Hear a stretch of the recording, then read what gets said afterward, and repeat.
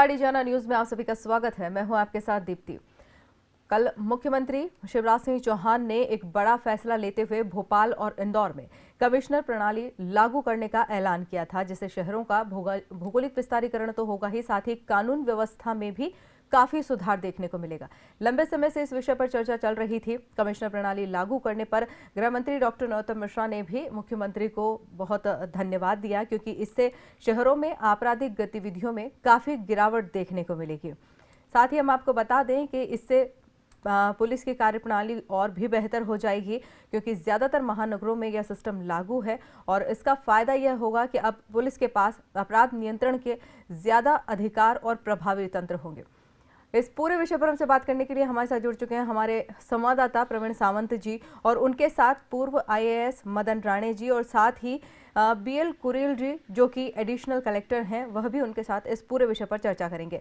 तो प्रवीण जी, ये जो कार्यप्रणाली का कल मुख्यमंत्री शिवराज सिंह चौहान ने ऐलान किया है, हालांकि काफी कश्मकश के बाद, काफी जद्दोजहद के बाद, 10-12 सालों बाद इस चीज पर मुहर लगी है और कल इसको लागू करने के आदेश मुख्यमंत्री द्वारा दिए गए हैं। कितनी सार्थक और कितनी सकारात्मक इस प्रणाली को देखा जाएगा? जी दीप्ति, पहले मैं बता दूं, हमारे साथ मदन राणे जी हैं, पूर्व आईपीएस हैं, पूर्व आईजी रहे हैं, रिटायर्ड हैं, एडिशनल डीजी के रूप में रहे हैं।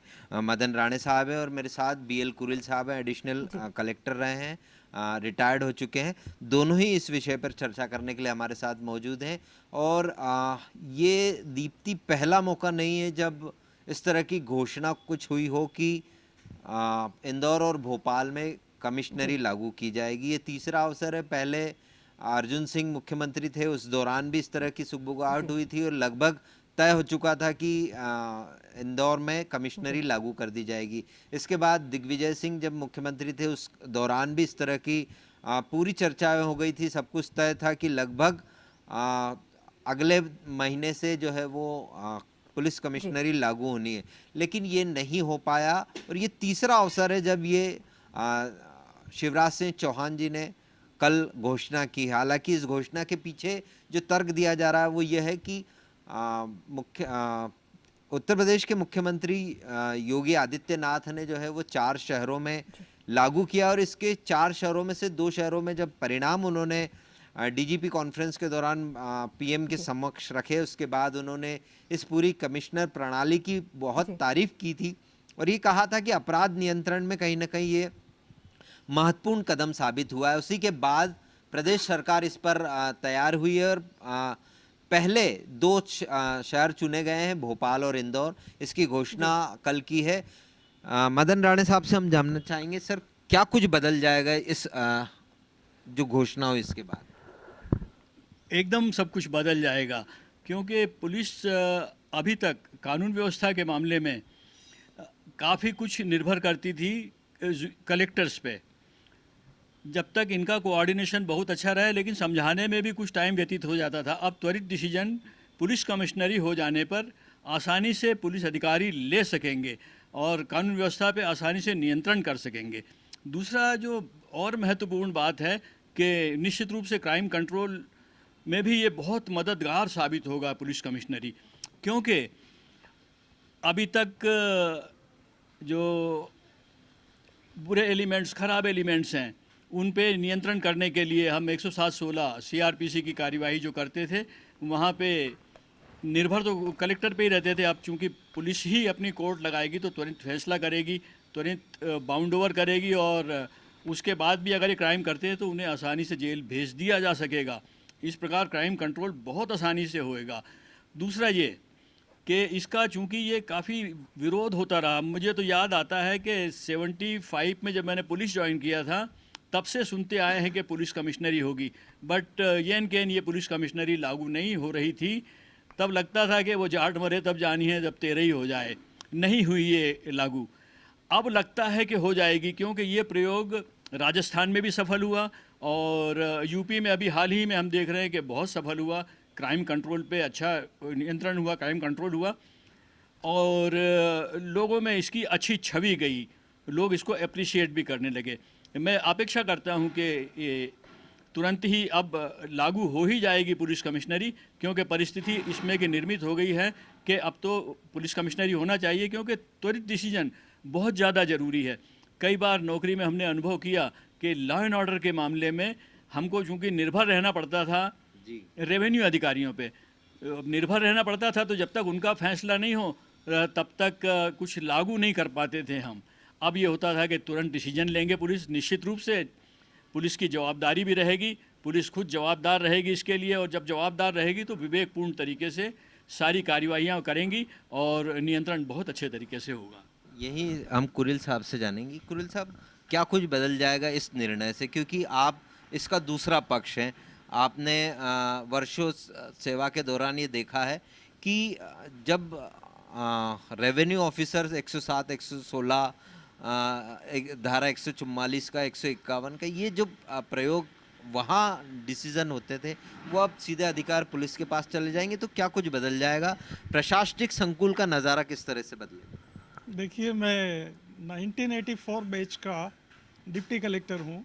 मैंने इंदौर में अजीत जोगी कलेक्टर साहब के साथ कार्य किया है और वरिष्ठ पुलिस अधिकारियों मेरे काफ़ी उनके क्लोज रहा हूँ, जिनमें आसिफ इब्राहिम साहब और प्रमोद फलनीकर साहब, अजय शर्मा साहब, सेंगर साहब, पटेल साहब, चौधरी साहब, ये काफ़ी सीनियर मोस्ट ऑफिसर्स के साथ काम करने का मौका मिला मुझे।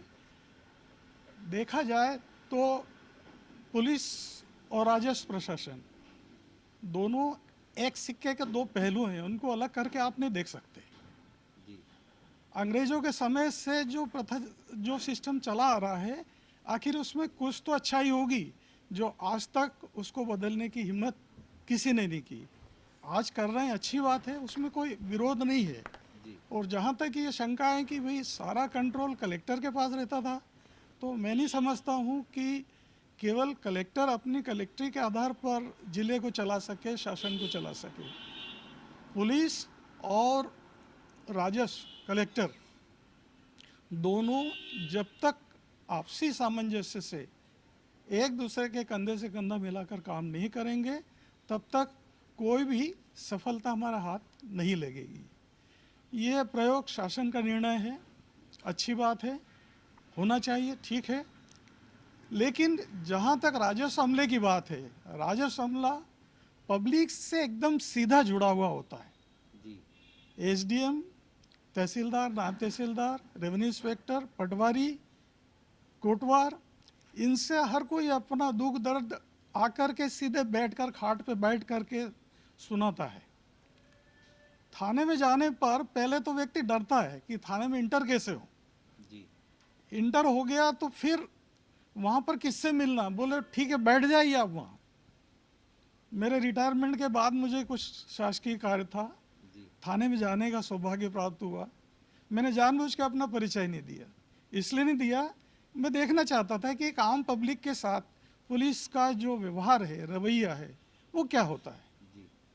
मैं आधे घंटे तो उन्होंने मुझे, हेड साहब ने बोला आप वो बेंच पड़ी वहाँ बैठ जाइए, अभी बड़े साहब आएंगे, टीआई साहब आएंगे, अभी राउंड पे गश्त पे गए थे, रात में आराम कर रहे हैं, आप बैठ जाइए। मैं जाकर बेंच पे बैठ गया। परिचय बिल्कुल नहीं दिया, मैंने जानबूझ के नहीं दिया। मैं केवल ये जज करना चाहता था कि आम व्यक्ति के साथ पुलिस का व्यवहार कैसा रहता है। करीब आधा घंटा हो गया, फिर मैंने जाकर उन्हें बताया, मैंने कहा भाई मुझे ज़रूरी काम है, मेरा परिचय ये है। तब उन्होंने बोला अच्छा ठीक है, वो पास में सब इंस्पेक्टर है, वहाँ चले जाइए। मेरा कहना है कि आम पब्लिक का जो नज़रिया है पुलिस के प्रति, एक ऐसा है डर का, खौफ का माहौल है।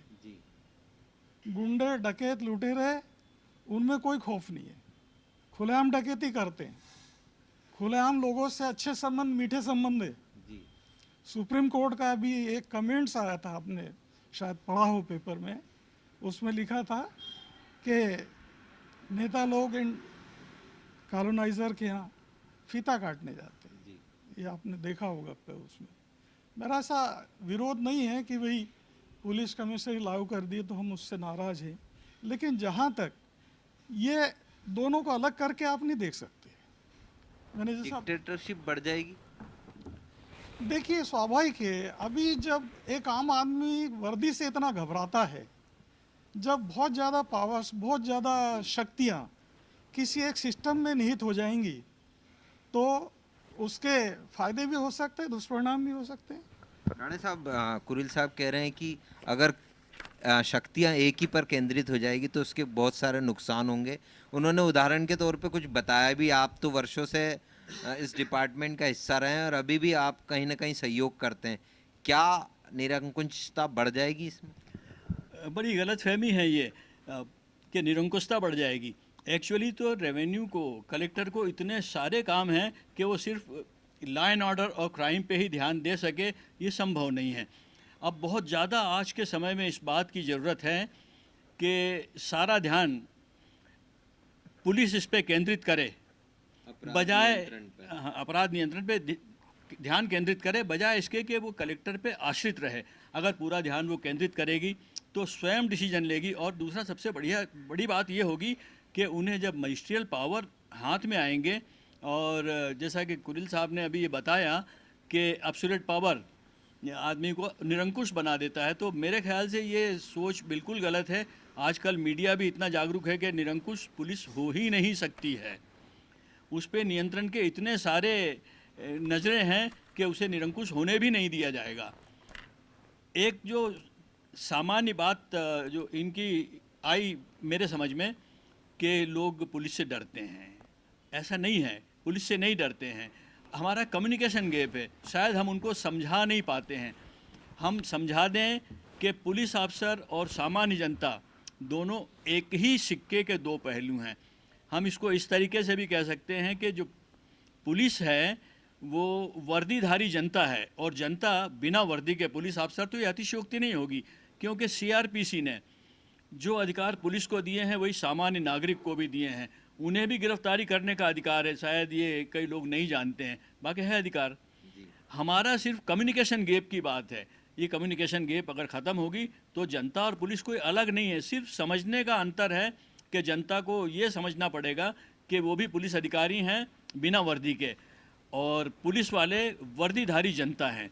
एक तो सारी गैप ख़त्म हो जाएगी। दूसरा, ये शिकायत की जहाँ तक बात होती है तो कलेक्टर साहब के पास शिकायत आती है, ठीक है, वो निराकरण भी कर लेते हैं, बट यहाँ पे भी शिकायतें आएंगी तो पुलिस कमिश्नर रैंक का अधिकारी एडीजी रैंक का रहेगा। जब एडीजी रैंक का रहेगा तो कहीं तो विश्वसनीयता हमें रखना पड़ेगी, कहीं तो हमें विश्वास करना पड़ेगा पुलिस पे। और जब इतने उच्च अधिकारी के रहेंगे तो निश्चित रूप से शिकायतों का निराकरण भी बहुत अच्छा होगा। हम लोग बहुत जनता के करीब जाएंगे, क्राइम पे नियंत्रण होगा। आर्म्स एम्यूनिशन के आर्म्स के जो लाइसेंस वगैरह हैं, ये भी अब पुलिस सोच समझ के देगी अपने। इसमें अगर पॉलिटिकली कोई प्रभाव नहीं महसूस करेंगे तो ये बड़ा अच्छा है। लाइसेंस, ऐसी प्रकार लाइसेंस, बार लाइसेंस को देख लीजिए आप, उसमें चूँकि पुलिस का नियंत्रण रहेगा तो बहुत सोच समझ के वो दिया जाएगा। कुल मिला के हम देखें तो अभी हम वो उतने पिछड़े हुए नहीं हैं, अब समझने लगे हैं और जब समझने लगे हैं तो पुलिस कमिश्नरी, अभी जैसा कि कुरिल साहब ने बताया कि अंग्रेज़ों के ज़माने में चला आ रहा है जो प्रथा, तो मैं ये बताऊं आपको कि अंग्रेज़ों के ज़माने में ही कलकत्ता और मद्रास में पुलिस कमिश्नरी बहुत सफल रही। इन छोटी जगह पे इसलिए इसको नहीं समझते थे योग्य कि यहाँ के लोग अभी उतने पढ़े लिखे और काबिल नहीं हैं, अपने अधिकारों को उतना जानते नहीं हैं। आज तो सब अधिकार जानते हैं, तो इसलिए आज के परिप्रेक्ष्य में पुलिस कमिश्नरी अति आवश्यक है, होना ही चाहिए, और अब ऐसा लगता है कि ज़रूर हो जाएगी। कुरिल साहब, यहाँ बात की अधिकारों की कि अधिकार, तो हम बात करें कि कलेक्टर के पास सारी शक्तियाँ निहित थी, वो कमिश्नरी के बाद क्या कलेक्टर शक्तिहीन हो जाएंगे?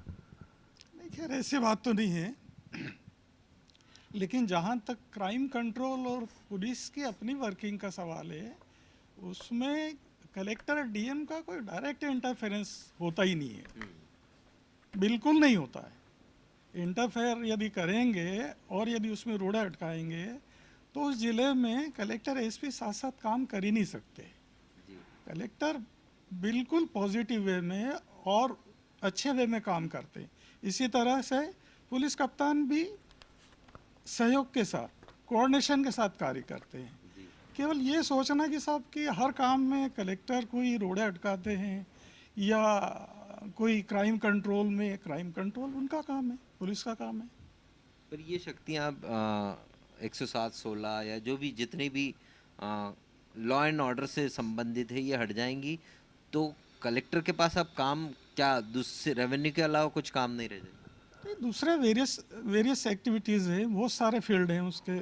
कलेक्टर के जो अधिकार होते हैं वो पूरे ज़िले के हेड होते हैं वो, और नो डाउट उनकी जितनी पावर्स हैं उतनी जिम्मेदारी भी बढ़ती चली जाती हैं, और जहाँ वो अपने जिम्मेदारी से पीछे हटेंगे तो वो फिर कलेक्टर वहाँ नहीं रह पाते हैं। तो उन्हें तो पूरी जिम्मेदारी के साथ पूरे लोगों का विश्वास जीत कर ही कार्य करना पड़ता है। और पुलिस के साथ ये कमिश्नरी प्रणाली लागू होने से क्या ये हो जाएगा कि पुलिस एकदम स्वतंत्र हो जाएगी और कलेक्टर अलग एकदम अपनी चलाएंगे? ऐसा तो है नहीं, ऐसा कुछ भी नहीं है। वही चलेगा, सिस्टम तो वही चलेगा। लेकिन जहाँ तक ये सोच के ये डर जो है कि सब क्राइम कंट्रोल में कलेक्टर का, डिस्ट्रिक्ट एडमिनिस्ट्रेशन का इंटरफेरेंस है, वो मैं नहीं समझता कि कोई ऐसा। लेकिन होता ये था कुरिल साहब कि जिस तरीके से अगर किसी अपराधी को जिला बदर करना है तो वो कलेक्टर के पास फाइल जाएगी, उसके लिए उतना वेट करना पड़ेगा। अब अगर ये कमिश्नरी लागू होती, ये अधिकार जो कमिश्नर बनेंगे उनके पास रहेगा तो वो तुरंत निर्णय होंगे, तो क्या अपराधों पर नियंत्रण की स्थिति बेहतर नहीं होगी? मैं नहीं समझता हूँ। यदि शासन ऐसा समझता है तो उसको निर्णय लेने की समय सीमा बांध देना चाहिए। पुलिस कमिश्नरी लागू नहीं करना चाहिए? नहीं, मेरा ऐसा कहना नहीं है। प्रयोग है, शासन का निर्णय है, करें, अच्छी बात है, और सफल हो, हम भी चाहते हैं हो सफल। लेकिन एक आम आदमी जो नहीं खुल के रेवेन्यू ऑफिसर के पास आके अपनी तकलीफें बयान करता है, वो पुलिस के आगे आने पर उसको 10 बार सोचना पड़ता है। ये सर कुरिल साहब कह रहे हैं कि ये प्रयोग है, तो क्या प्रयोग सफल होगा, असफल होगा, अपराधों पर नियंत्रण होगा? और एक सवाल यहाँ ये भी उठता है सर कि क्या पुलिस कमिश्नरी के पहले अपराध नियंत्रण में पुलिस सक्षम नहीं थी? पुलिस तो पहले भी सक्षम थी, आज भी सक्षम है। सिर्फ इतनी बात है कि लॉ एंड ऑर्डर में चूँकि हम आश्रित हो जाते हैं डिसीजन लेने में, हम आश्रित हो जाते हैं क्राइम कंट्रोल के मामले में डिसीजन लेने में। मुझे कलेक्टर और रेवेन्यू और पुलिस से ज़्यादा मतभेद की बात मैं नहीं करता, लेकिन मुख्य मुद्दा ये है कि मेरे पास अगर 10 काम हैं तो उसमें से एक काम जो स्पेशलाइज्ड वर्क है, अगर एक ही फील्ड को दे दिया जाता है तो वो अच्छे से करेगा वो। इसके परिणाम क्या देखते हैं आने वाले समय में? पुलिस कमिश्नरी लागू हो जाती, कहा जा रहा है 1 अप्रैल से इसको लागू कर दिया जाएगा, लागू हो जाती है तो क्या बेहतर परिणाम आप देखते हैं आने वाले समय? और निश्चित रूप से इसके परिणाम इन 35 साल की पुलिस नौकरी में मैं देखता हूं कि कई छोटी छोटी बातें होती हैं क्राइम कंट्रोल के हिसाब से। अब जब चूंकि तुरंत डिसीजन पुलिस को ही लेना है तो तुरंत डिसीजन भी लेगी वो, और क्राइम कंट्रोल भी बहुत अच्छे से होगा।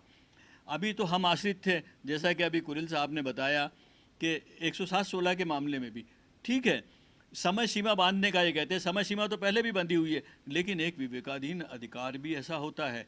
कुछ घटनाएं मैं चाहूँ तो कोर्ट भी कर सकता हूँ, ऐसी बता सकता हूँ कि जिसके कारण अनावश्यक विलम्ब हुआ। 2 पार्टियों में झगड़ा होता है, 107-16 कर दिया जाता है, अगर उनको तुरंत बाउंड ओवर कर दिया जाए तो निश्चित रूप से वो डरेंगे। अच्छा, बाउंड ओवर करा तो फिर दूसरी शिकायत अगर हम लोग करते हैं तो उनकी जमानत जब्त होना चाहिए, भेज देना चाहिए जेल। दोबारा झगड़ा करते हैं, लेकिन वो हो नहीं पाता, वर्षों सिर्फ लटकते रहते हैं। आपका अपना अनुभव भी होगा, आपने देखा होगा कि 107-16 के प्रकरण में सिर्फ कलेक्ट्रेट में पार्टी दोनों बैठी रहती हैं और कोई फैसला होता नहीं है।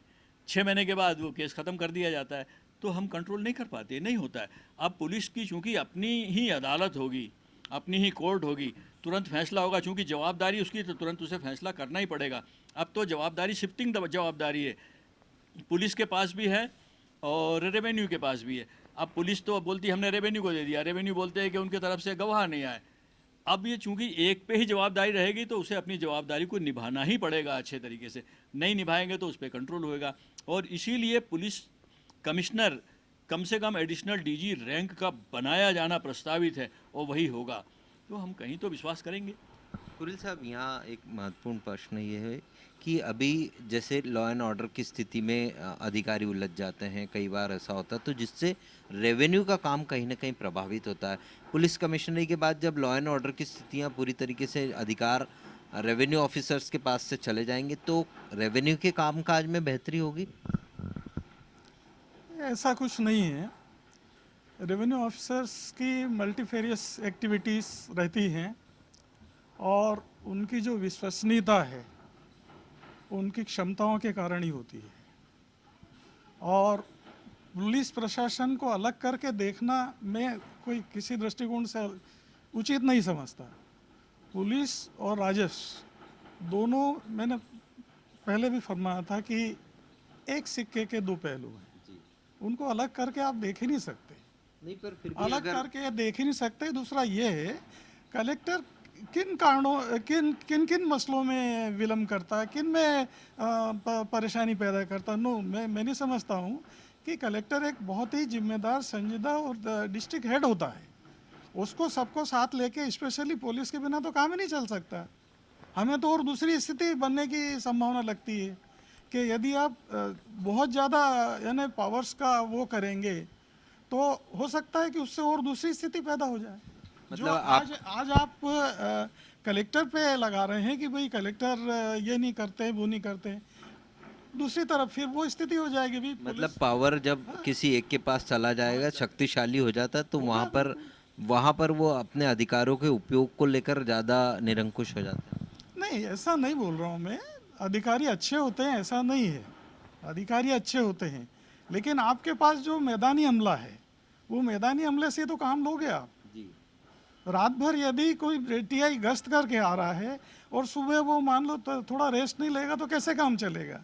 लेकिन उसी समय एक आम फरियादी आके अपनी एफआईआर दर्ज करने के लिए बोल रहा है, तो फिर लोअर ऑफिसर बोलेगा भाई टीआई साहब जब तक नहीं बोलेंगे हम एफआईआर दर्ज नहीं होगी। तो उसकी शिकायत लेके कहाँ जाएगा वो? कलेक्टर के पास ही तो आएगा वो। पर सर कुरिल साहब, ये नहीं लगता कि अब जो है पुलिस कमिश्नरी लागू होने के बाद रेवेन्यू के कामकाज जो पेंडिंग रहते हैं, बड़ा पेंडेंसी रहती है रेवेन्यू के कामकाज में, सीमांकन हो, बटांकन हो, अधिकारी कई वर्षों तक जो है वो सीमांकन नहीं हो पाता, तो क्या वो उस पर फोकस करके उनका काम बेहतर होगा? देखिए, सीमांकन बटांकन एक टोटली सेपरेट मैटर है। पटवारी रेवेन्यू अफसर का काम अलग है। पटवारी रेवेन्यू अफसर ये आपके क्राइम में कहाँ से रोल अदा करते हैं? एसडीएम रोल पटवारी नो पटवारी आरआई का रोल टोटली डिफरेंट है, टोटली डिफरेंट है।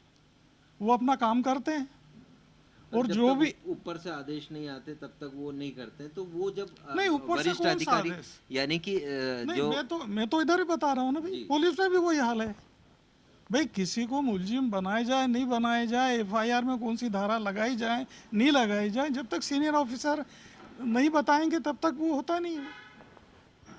बिल्कुल सही। ठीक है ना। अब देखिए, बहुत सारी बातें हैं, वो तो आप फील्ड पे देखिए अब क्या होता है। सर कुरिल साहब कहते हैं फील्ड पर देखिए क्या होता है। आप वर्षों के अनुभव रहे हैं और मदद भी अभी भी लगातार लोगों की करते रहते हैं, तो आपने जिस तरीके से कहा कलकत्ता मद्रास में पहले सफल रहा, देश के कुछ जिलों में ये पहले से सफल है और हाल ही में उत्तर प्रदेश में भी इसको लागू किया, तो उम्मीद करते हैं कि यहाँ पे भी सफलता मिलेगी। डेफिनेटली हम उम्मीद करते हैं सफल होगा। और फिर एक चीज़ और भी तो है कि अब रेवेन्यू अफसर को और ज़्यादा टाइम मिलेगा अपना काम करने के बजाय इसके देखने के, इसमें उनकी एनर्जी कम होएगी। पुलिस को और ये एनर्जी ज़्यादा मिलेगी कि वो उन पे अपेक्षित रहे, उम्मीद रखे, अब वो अपने आप ही डिसीजन लेके करेंगे। और चूँकि जवाबदारी जब आती है तो इंसान उसको बहुत गंभीरता से करता है और अच्छे से निभाता है, और अच्छे से नहीं निभाता तो उसके पीछे कार्यवाही का डर उसे बंधा रहता है। अभी तो शिफ्टिंग रिस्पॉन्सिबिलिटी है कि मैं बोल दूंगा भाई कलेक्टर ने आदेश नहीं दिया इसलिए मैं ये लॉ एंड ऑर्डर कंट्रोल नहीं कर पाया। अब तो ये है कि कलेक्टर के आदेश की जरूरत क्या है, आप करो ना कंट्रोल, और आप करोगे तो आपकी जवाबदारी। सबसे बड़ा मुद्दा ये भी आता है राणे साहब की फोर्स में काफ़ी कमी है, स्टाफ में काफ़ी कमी है।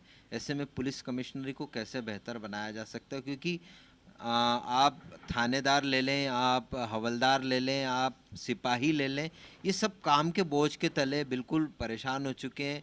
कई हमने ऐसी घटनाएं देखी हैं कि किसी ने अपने अधिकारी को गोली मार दी या किसी ने अपने आप को खुद को गोली मार ली। ये फ्रस्ट्रेशन हमने कई जगह देखा है, स्पेशली फोर्स में। तो क्या पुलिस कमिश्नरी का दबाव इस पर और होगा तो इस तरह की घटनाएं बढ़ेगी? नहीं, दबाव तो अब कम हो जाएगा। दबाव क्यों बढ़ेगा? अभी तक दबाव आप बोलते थे इसलिए है कि उनके पास तो अब रेवेन्यू का भी दबाव है। चलिए, कलेक्टर बोल रहे हैं कि ये इसको इस तरीके से करिए, तो वो भी दबाव है। फिर तो सिर्फ उनको पुलिस कार्यवाही करने का ही दबाव रहेगा और वो करेंगे। जहाँ तक फोर्स की कमी की आप बात करते हैं तो आई डोंट एग्री, मैं उससे कभी भी सहमत नहीं हूँ। इसलिए सहमत नहीं हूँ कि हमने पुलिस का इकबाल ख़त्म कर दिया।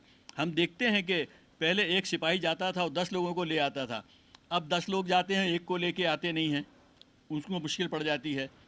ये पॉलिटिशियन थानेदार की टीआई की कुर्सी पे जाके बैठ जाते हैं, ये दादागिरी करते, वो सब खत्म हो जाएगी अब उनके खिलाफ। क्योंकि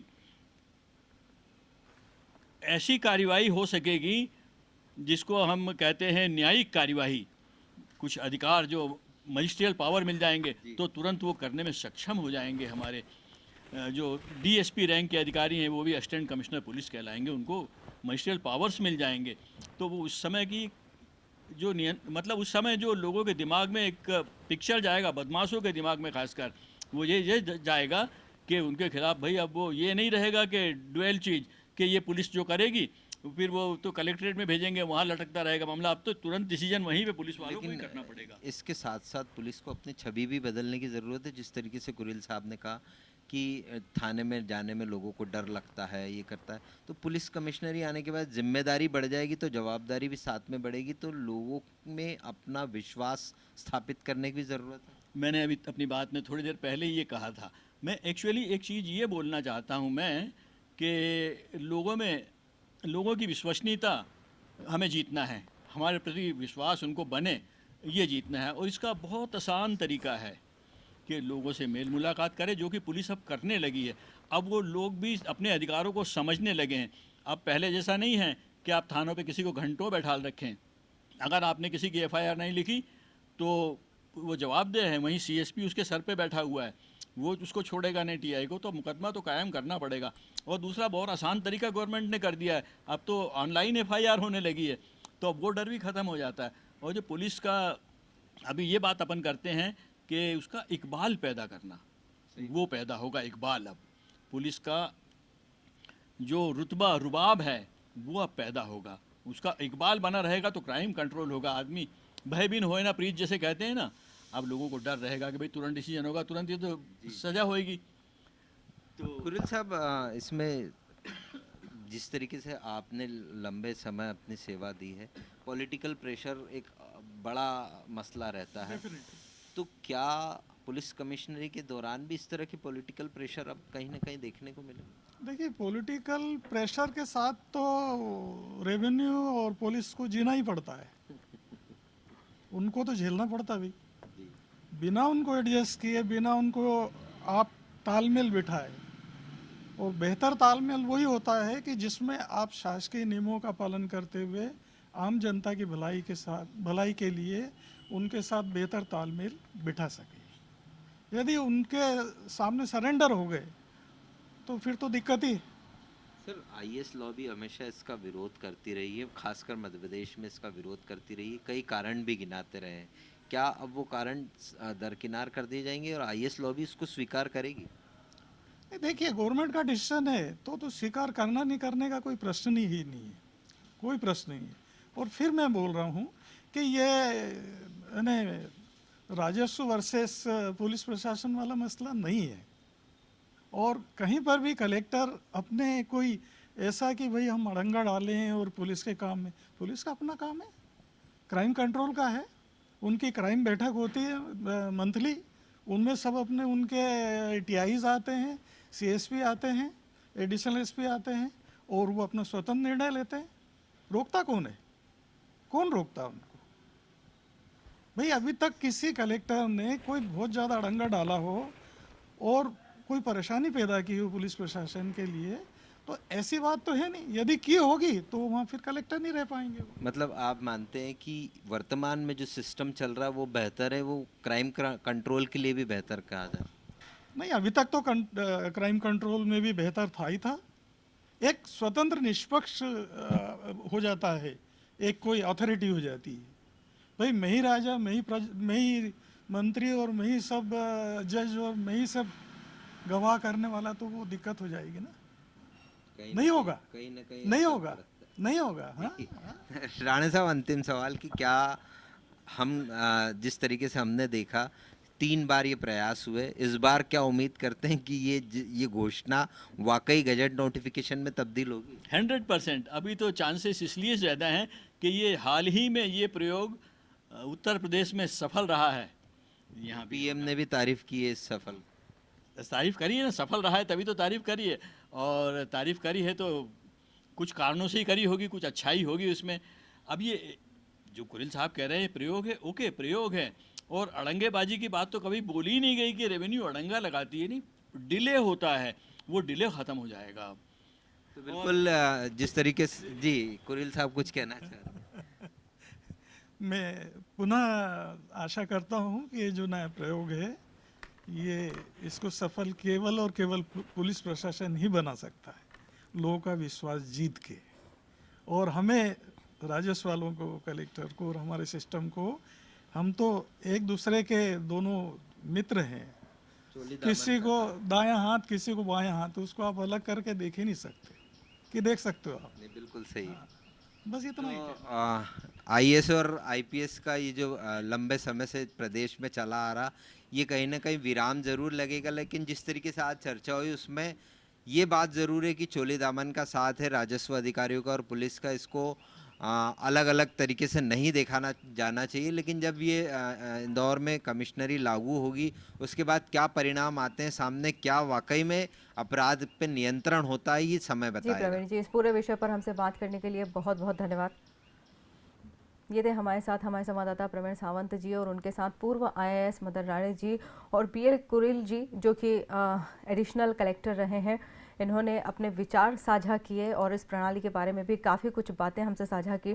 हम आपको बता दें कि कल मुख्यमंत्री शिवराज सिंह चौहान ने एक बड़ा ऐलान किया है। इंदौर और भोपाल में पुलिस कमिश्नर प्रणाली को लागू करने की घोषणा की है। 1 अप्रैल से इसे लागू करने की बात भी सामने आ रही है।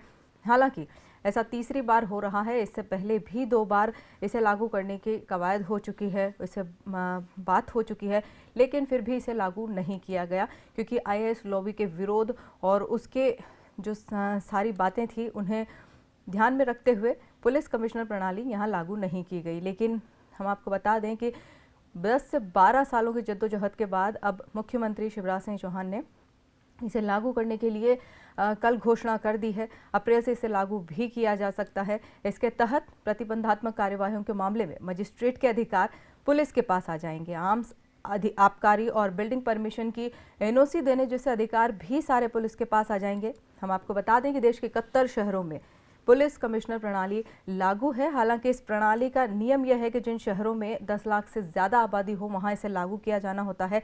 लेकिन हमारे देश के 31 शहर ऐसे भी हैं जहां 10 लाख से आबादी कम है, लेकिन वहां पर यह प्रणाली लागू है। इससे कानून व्यवस्था बेहतर होती है, सुदृढ़ होती है, भौगोलिक विस्तारीकरण होता है, और साथ ही जो अतिरिक्त भार आईएएस लॉबी पर होता है, प्रशासन पर होता है, उसमें भी काफ़ी कमी देखने को मिलती है। हालांकि अब देखने वाली बात यह होगी कि चूंकि इंदौर और भोपाल में इसे लागू करने में काफ़ी समय लगा, तो अब इसमें कुछ सुधार के साथ इसे स्वीकार किया जाएगा, बदलाव के साथ स्वीकार किया जाएगा, या जैसे महानगरों में यह प्रणाली लागू है वैसे ही यहाँ पर भी लागू होती है, वह देखने वाली बात होगी। यहाँ लेंगे एक छोटा सा ब्रेक के बाद जल्द हाजिर होंगे। आप बने रहिए विजयाना न्यूज़ के साथ।